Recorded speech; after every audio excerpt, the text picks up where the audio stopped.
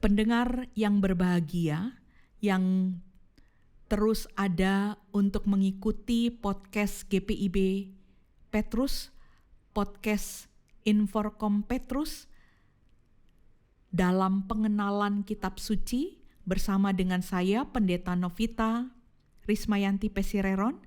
Kita akan sejenak dalam 30 menit ke depan untuk kembali mempersiapkan hati, pikiran kita, bahkan Alkitab kita. Kita akan belajar, kita akan mengenal kitab suci Perjanjian Baru. Dalam hal ini kita sudah masuk di Injil Matius. Kemarin dalam episode yang lalu, dalam pengantar Injil Matius, kita sudah sampai untuk memahami bahwa sebagai penulis Injil Matius dengan sumber bahan yang dari Markus, bisa juga sumber dari Lukas, bisa sumber-sumber yang lain, ini yang dipakai, dan dalam menuliskan Injilnya begitu sistematis, dan kemudian sebagai penulis Injil Matius menggunakan sumber-sumber yang ada,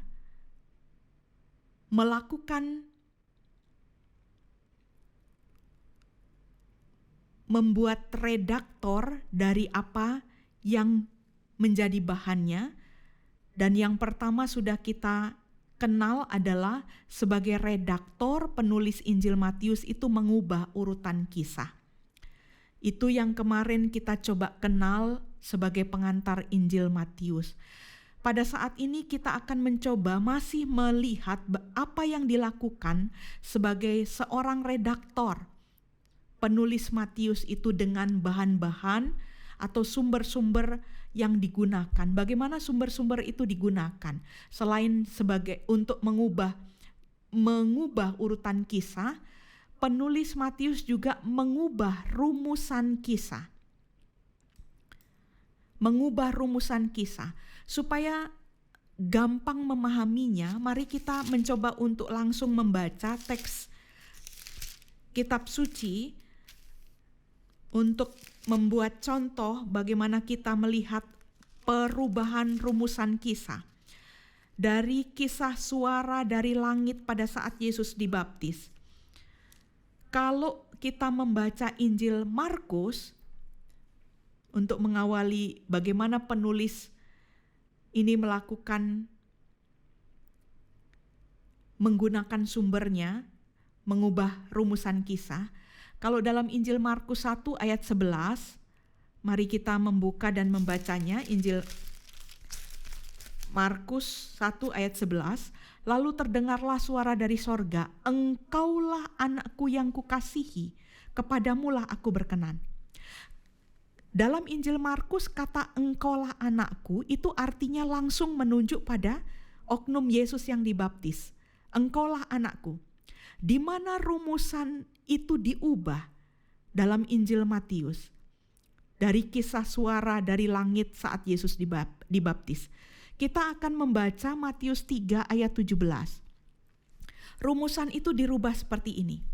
Lalu terdengarlah suara dari sorga yang mengatakan, kalau tadi dalam Injil Markus itu engkaulah anakku yang kukasihi, dalam Injil Matius dikatakan inilah anakku yang kukasihi. Kata inilah anakku itu dirubah rumusannya untuk menunjukkan orientasi yang berubah. Penulis Injil Matius tidak langsung menunjuk pada oknum Yesus, tetapi kepada orang-orang yang hadir pada saat melihat Yesus dibaptis.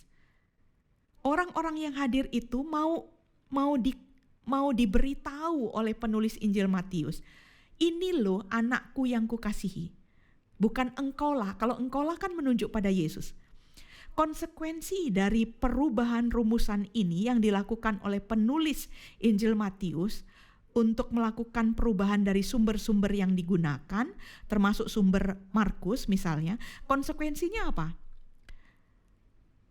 Atau relevansinya apa? Penulis Matius ingin mengajak orang untuk menyaksikan bahwa orang yang melihat waktu itu Yesus dibaptis, orang banyak yang melihat itu harus mengakui bahwa Yesus itu anak yang dikasihi oleh Allah. Siapa anak yang dikasihi oleh Allah? Itu Yesus. Dan Allah berkenan atas Yesus. Itu yang mau disampaikan oleh penulis Matius ketika mengubah rumusan dari sumber Markus. Ini sekedar pengetahuan para pendengar terkasih, kita memahami, mengenal apa yang disampaikan Injil Matius. Kemudian sebagai redaktor, bagaimana apa yang dilakukan oleh penulis Matius untuk menggunakan sumbernya?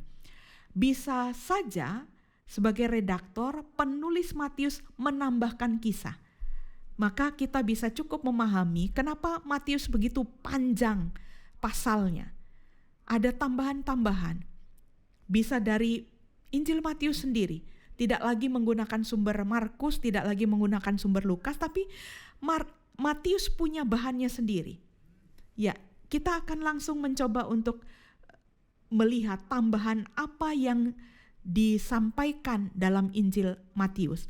Contoh, kisah Yesus berjalan di atas air. Kisah Yesus berjalan di atas air itu ada dalam Injil Markus. Markus pasal 6, kalau ini digunakan sebagai sumber. Markus pasal 6 ayat 45 sampai 52. Di ayat 7. Ada 7 ayat. Ya, ada 7 ayat. Markus 6 ayat 45 sampai 52 itu 7 ayat. Kemudian dalam Injil Yohanes, kisah Yesus berjalan di atas air juga ada. Hanya 5 ayat saja. Lebih sangat singkat. Dalam Injil Markus itu diakhiri dengan kisah para murid tidak mengerti karena hati mereka tetap degil. Kisah Yesus berjalan di atas air ya. Markus 6 ayat 45 sampai 52. Di ayat 52 saya bacakan. Markus ya.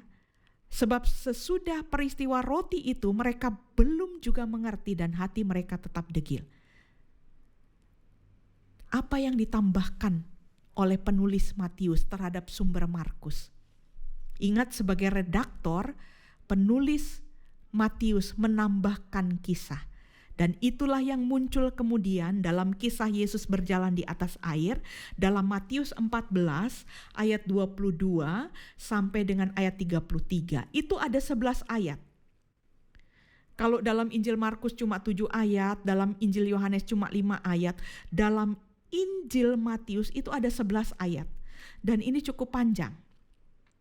Dari ayat 28 sampai 31 itulah tambahan dari penulis Injil Matius.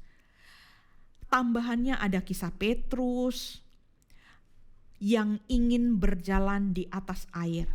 Tapi kemudian Petrus kan kita ketahui dalam Injil Matius kalau kita baca itu kan kemudian Petrus kurang percaya begitu ya.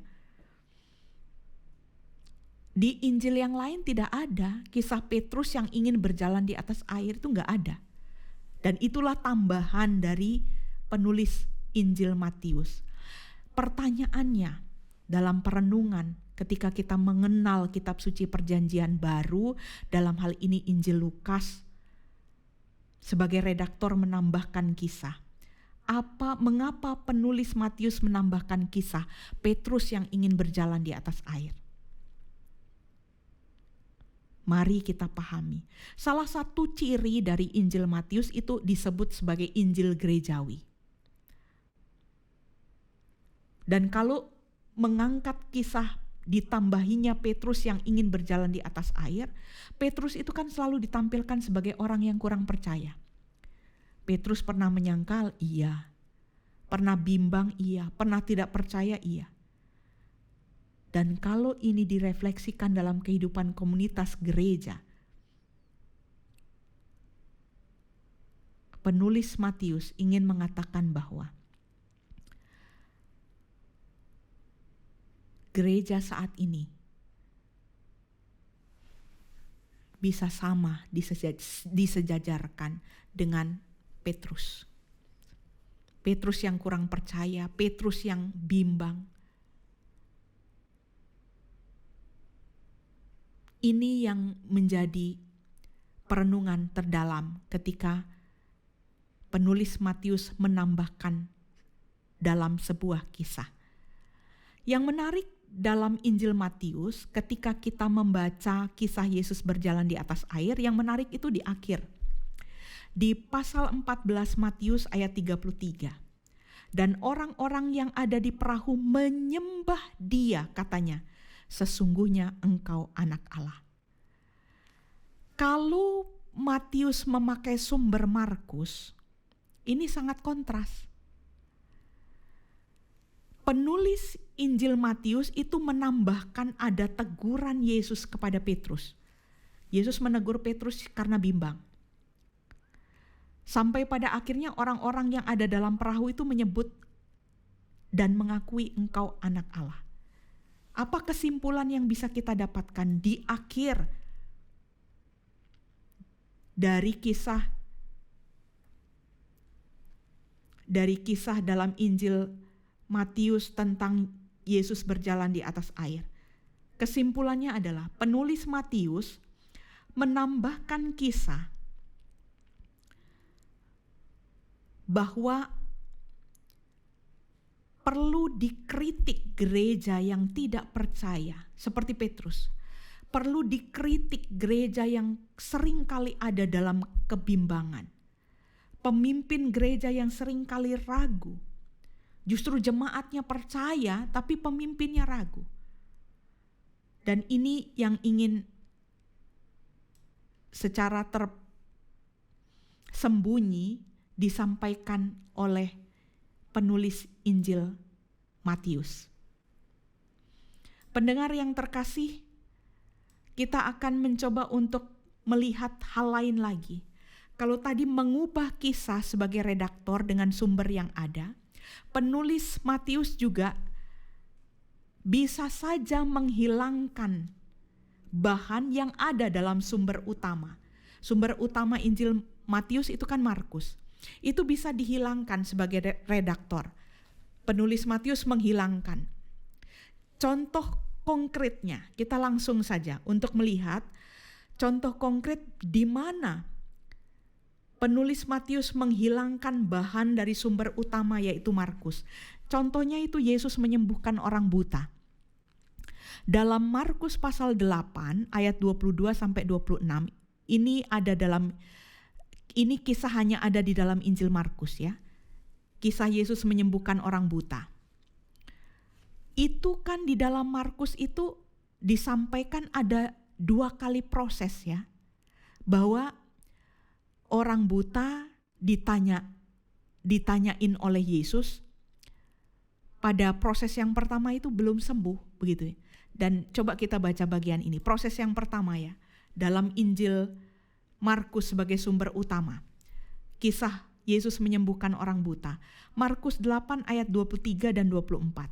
Proses pertama ini. Orang buta itu enggak langsung bisa melihat. Saya bacakan firman Tuhan. Markus 8, 23 dan 24. Yesus memegang tangan orang buta itu, membawa dia keluar kampung. Lalu ia meludahi mata orang itu dan meletakkan tangannya atasnya dan bertanya, "Sudahkah kau lihat sesuatu?" Proses pertama, Yesus sudah meludahi mata orang itu dan meletakkan tangannya.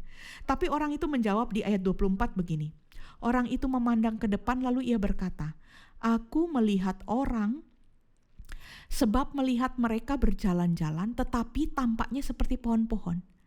Belum jelas bisa melihat dalam proses yang pertama.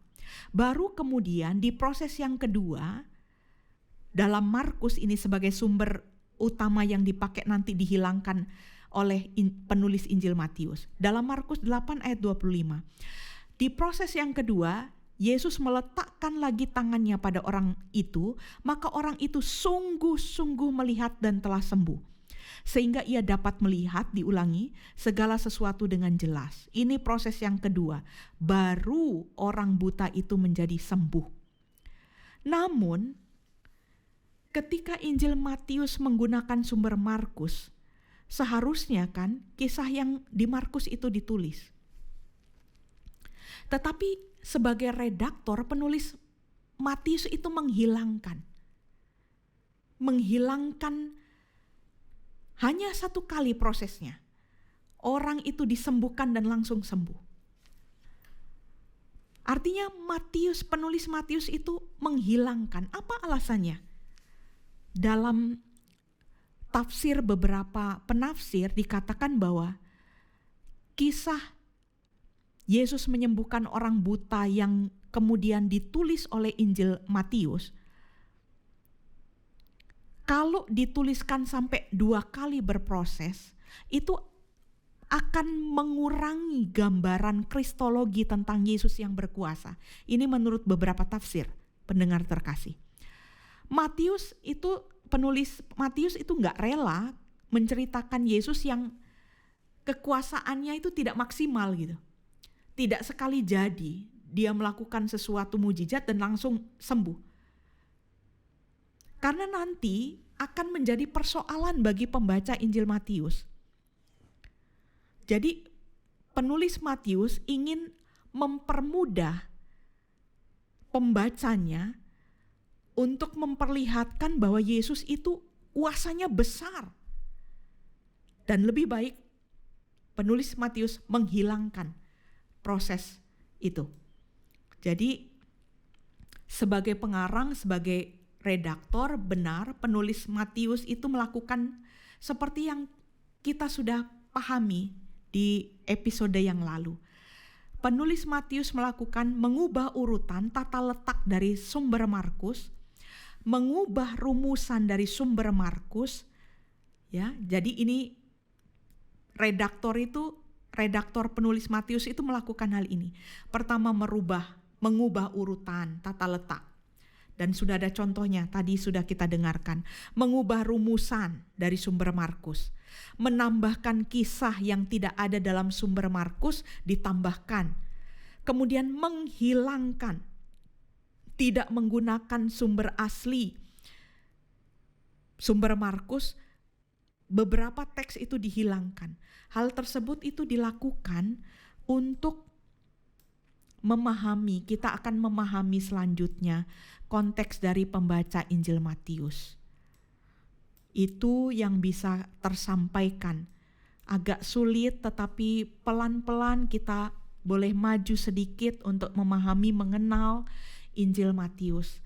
Dan sekarang kita akan mencoba dalam sejarahnya, kita akan mengenal kapan Injil Matius itu ditulis. Dalam sejarah latar belakang itu sekitar tahun 70 Masehi pada saat tentara Romawi menghancurkan Yerusalem dan Kenisah. Kenisah itu adalah tempat ibadahnya orang Yahudi. Kenisah itu pusat agama Yahudi di Yerusalem. Kenisah itu adalah tempat menjalankan ibadah, baik dari kaum Saduki selaku imam besar yang bekerja di Bait Allah, dalam sejarahnya kemudian hilang bersama dengan hancurnya Yerusalem. Namun, pendengar terkasih, perlu dipahami dalam sejarah, kalaupun Yerusalem hancur di tahun 70 Masehi, bahkan juga Kenisah, rumah ibadah itu hancur, Bait Allah itu hancur. Ingat, agama Yahudi itu tidak hancur. Agama Yahudi itu enggak hilang. Dan pusatnya yang awalnya di Yerusalem, kemudian berpindah ke Yamnia. Dan akhirnya menjadi pusat Yudaisme itu di Yamnia. Yamnia itu di mana? Yamnia itu dalam peta itu terletak di pantai Laut Tengah. Yudaisme itu apa? Yudaisme itu tidak memusatkan diri pada peribadahan. Tetapi Yudaisme itu memusatkan diri pada kitab. Dan di kota Yamnia inilah tempat pusat yang baru, tempat agama Yahudi yang tidak hilang itu, bertumbuhlah di Yamnia dan menjadi pusat Yudaisme. Tumbuh Yudaisme fanatik dan keras. Dan inilah yang menjadi identitas Yudaisme. Siapa mereka? Farisi, orang Farisi yang sangat kuat. Itu di satu sisi dalam sejarah. Agama Yahudi tidak hilang. Tetapi di lain pihak, setelah hancurnya Yerusalem, di sini kita melihat di sisi yang lain. Hancur Yerusalem, baitnya juga hancur, tetapi pertumbuhan dari murid-murid Yesus yang menjadi Kristen itu juga bertumbuh. Maka terjadilah konfrontasi, terjadilah hal yang sangat-sangat menjadi berkelanjutan dari sini ya, antara orang Yahudi yang menganut Yahudi dan orang Yahudi yang menganut Kristen. Dari kisah hancurnya Yerusalem, ini dampaknya. Agama Yahudi tidak hilang, berkembang di Yamnia dengan Yudaisme.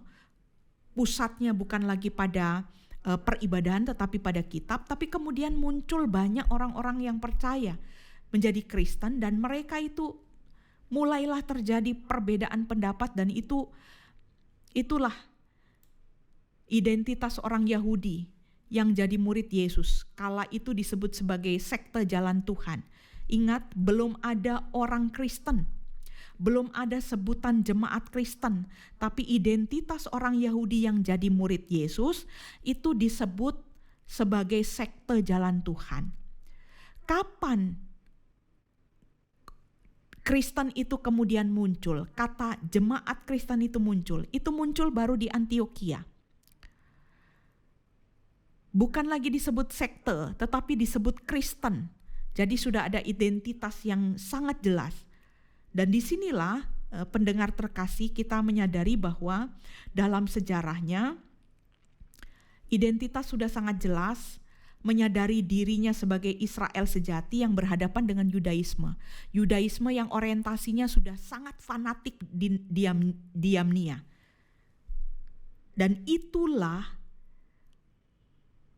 pembaca Injil Matius. Itulah yang dihadapi oleh kekristenan zaman itu. Jadi kita tidak akan bisa melepaskan penulisan Injil Matius dari latar belakang pembaca Matius dalam konteks sejarah. Kemudian untuk menunjukkan pemisahan yang jelas antara Yudaisme dan kekristenan, kita bisa membaca sebetulnya pemisahan itu dari Kisah Para Rasul. Ketika perjalanan misi Paulus, di mana pemisahannya jelas itu terjadi antara Yudaisme dan kekristenan. Dalam kisah perjalanan Paulus di Kisah Para Rasul, Paulus berjalan menuju sinagoge Yahudi. Kalau dikatakan sinagoge Yahudi, karena Paulus merasa masih bagian dari agama Yahudi. Ketika Yahudi Kristen masih masuk di sinagoge Yahudi, jadi kan belum ada tempat ibadahnya sendiri, orang Kristen, orang Yahudi yang sudah Kristen masuk menumpang ke rumah ibadah orang Yahudi yang disebut sinagoge. Orang Yahudi Kristen itu akan dicap sebagai bid'ah. Orang Yahudi itu kemudian memberikan doa. Biasanya kan mereka hanya membaca 18 doa di sinagoge. Ya. Kemudian itu ditambahi satu doa untuk Yahudi orang Kristen yang numpang di rumah ibadah mereka. Bayangkan setiap orang Yahudi Kristen numpang di sinagoge Yahudi, mereka itu akan dibacakan doa seperti ini. Ada tambahan doa untuk orang Yahudi Kristen. Semoga orang-orang yang murtad, bid'ah, sebutan pengikut Kristus pada zaman itu, hidupnya tanpa harapan, itu doanya. Doa orang Yahudi terhadap orang Yahudi yang sudah Kristen yang numpang beribadah di sinagoge Yahudi. Bisa dibayangkan kalau setiap kali mereka didoakan seperti itu, bisa dibayangkan bagaimana mereka sangat tidak nyaman. Karena itulah kemudian terjadi pemisahan sinagoge dan tempat ibadah murid Yesus. Dan itu disebut dalam Injil Matius. Jadi kita bisa berangkat dari latar belakang ini untuk memahami pemisahan yang disampaikan oleh Injil Matius pasal 4 ayat 24. Pemisahan sinagoge itu. Di pasal 4 Injil Matius ayat 23, Yesus pun berkeliling di seluruh Yudea. Ia mengajar dalam rumah-rumah ibadat dan memberitakan Injil Kerajaan Allah serta melenyapkan segala penyakit dan kelemahan di antara bangsa itu. Kemudian Matius 9 ayat 35, demikianlah Yesus berkeliling ke semua kota dan desa. Ia mengajar dalam rumah-rumah ibadat dan memberitakan Injil Kerajaan Sorga serta melenyapkan segala penyakit dan kelemahan. Ia mengajar dalam rumah-rumah ibadat. Ini sebetulnya terjemahan yang belum sempurna. Kalau belajar dari teks bahasa asli, bahasa Yunani, ada kata mereka. Jadi sebetulnya Yesus keliling Galilea, ia mengajar bahasa aslinya di rumah-rumah ibadat mereka. Yang dimaksud adalah ini masih menumpang Paulus. Maksud saya Yesus dalam teks Injil Matius masih menumpang di rumah ibadat orang Yahudi. Yesus masih mengajar jemaat Kristen tapi masih numpang di rumah ibadat orang Yahudi. Dalam edisi Alkitab seharusnya muncul, harusnya diperbaiki untuk memperlihatkan adanya proses berpisahnya komunitas Kristiani, Yahudi Kristiani dengan komunitas Yahudi yang sebenarnya. Dan itu ada di dalam Injil Matius 12 ayat 9. Setelah dari sana, yang dikatakan tadi kan dari rumah-rumah ibadat mereka harusnya. Yesus masuk ke rumah ibadat mereka. Nah, di sini baru disebutkan mereka.